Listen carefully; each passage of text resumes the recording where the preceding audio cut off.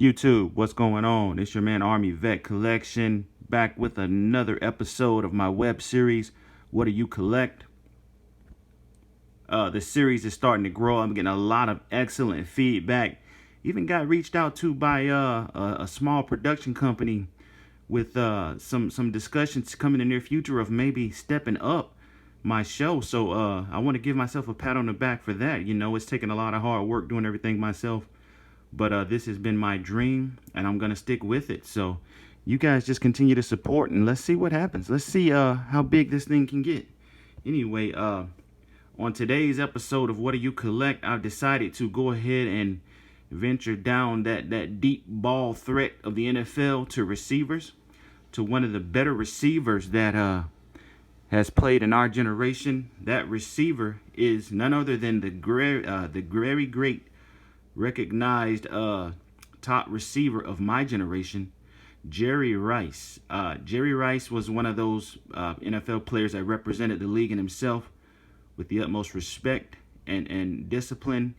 He was a superior route runner, speed, a very, very tough cover, a nightmare for defensive coordinators to try and plan for. Definitely a player that you put a star on the calendar for when your defense had to face this guy. He simply annihilated defenses for his entire career and left a legacy of the position of wide receiver that to this day still upholds records, and his name rings out with players from the 80s, 90s, and present day. So he won't be forgotten. But, you know, so much respect to Jerry Rice, although my favorite receiver has to be Randy Moss. But, you know, that's for a later topic. So let's get into it. We'll start off with a scoring leader card from this top series. This one is from 87, and it's that year when Rice was dominating, but Jim Breach of the Bengals was also having a good year on the AFC side. These cards, known as junk wax era cards, had some issues with actually lasting, if not kept in the top conditions that you possibly could, but this one has withstood the test of time and is in pretty good condition. And it's number 218 in the series. Not a bad looking card. Next, we'll go into a Topps card. I like this card because the border and the colorway of the card actually kind of matches the 49ers color scheme. And this one is number 43 in that series. And it's a 1988 card. I've got it in protective casing because I believe that Jerry Rice, anything Jerry Rice, I think value is going to go up.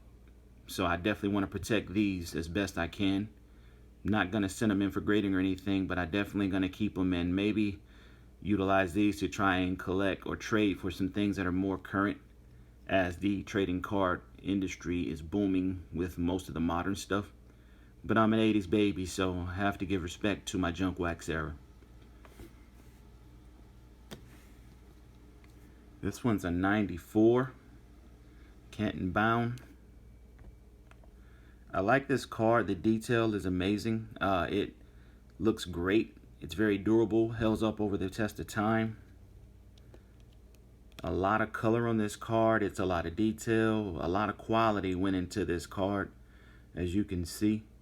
And it's numbered CB5. Beautiful card. I think that this is one that I think we may see come and resurface as Jerry Rice starts to go up in value. Beautiful card. This one is a banner card for the 1,000-Yard Club. This series has a alternate version called Topps Tiffany. I've just recently been exposed to. Hadn't had any idea what that was. But now that I've learned, I'll definitely be on the lookout because those cards have tremendous value currently. And that's whether graded or not. So I'm still having issues with how you determine if it's a Topps Tiffany or not. So someone down and below comment and explain to me and my followers how you can tell the difference between a Topps Tiffany versus the regular version of this series of cards. But again, this one is in pretty good condition. Borders look good, surface looks good, corners look good. So Definitely something that is worth adding to your collection. Beautiful. Next up, it's another Topps card, a Banner Card R Pro. This card I like also because the border contrasts the 49ers card, and it just kind of gave it a different look, a different feel. And again, the artwork always catches my eye, and I love when a card just simply looks like someone took pride in making it. And the corners look good. It held up pretty good. Number 7 in the series. Although the back of the card is kind of drab, reminds me of those old style baseball cards from like the 60s. So I'm not a fan of the back of the card. But the front I love. Makes it almost seem as though it's a different team's card. Next up is one of my favorite card series, Pro Set 89s, because of the durability of the card. Every card that I own in this set of cards held up and is in great condition. It's just beautiful. I mean, I love this series of cards. They always hold up well. The corners always are well. Even when they're not in protective sleeves, they just seem to last. You know, this card is in immaculate condition. The surface looks good. I mean, if it were one of those rare rookie cards, I'd actually send it in for grading because I think these cards do well. Beautiful. And look at that smile on Rice. That's the smile of a man who knows that he's been tearing it up and had several more years left in him at that point to tear it up some more. Beautiful. Beautiful card. That's 383 in the series. Next up is the Score. This card also does pretty well. All of the cards that I have in this series also last and do well. I think that this card will gain some value. I don't think it's going to be a home run hitter or a treasure in any means. But I definitely think that it's an interesting card to have in a collection from a player that will be recognized as one of the all-time greats forever. You know, there won't ever be another Rice. There won't ever be another receiver that took to the game the way he did. So anything with his name on it, I think, is just a must-have in your collection. And then the back, there's that smile, that killer smile. And it's 221 in the series. But again, these cards always look good. Their corners hold up. They stand the test of time. So I think that these cards are going to get value. And it's going to surprise some people that tend to say the junk wax era produced nothing but flops. I think you're going to be surprised here in the near future at what some of these junk wax cards start to pull. And that's going to do it for the Jerry Rice presentation. If you'll take a look at the backdrop, you'll notice I got a couple of cards on display. I have videos coming up on those in the very near future. A 66 Roger Maris. And we've got a Juice O.J. Simpson Bills rookie. And then we've got the Kobe Fleer Metal 181, which is one of my favorite cards. I'll have videos coming up on those soon. So just stay with me.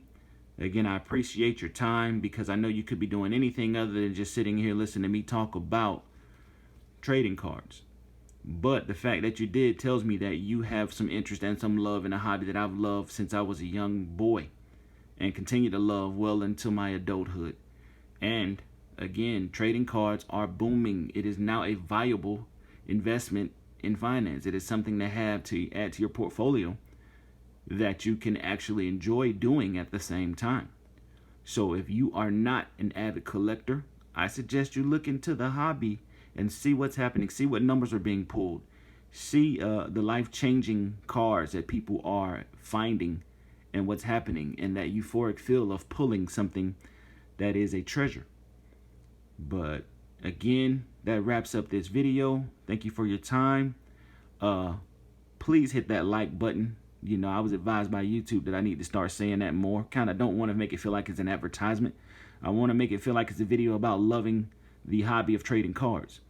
But in order to get the content out, I need to get those likes. So please hit a like, support, and you know, any advice that you can offer me, and also any cards that you can offer me that are hot or that upcoming, let me know in the comments down below. Again, Army Vet Collection. Love you guys. Appreciate all your support. hang in there. Videos coming with more content. They'll get better and better. Then I'll start to feature some of my NBA and Major League Baseball cards as well. So thank you for your time. Stay safe. Wear that mask. Or if you're in Texas, don't wear that mask. Nah, a little humor. But anyway, Army Vet Collection out of here. See you on the next episode. Peace.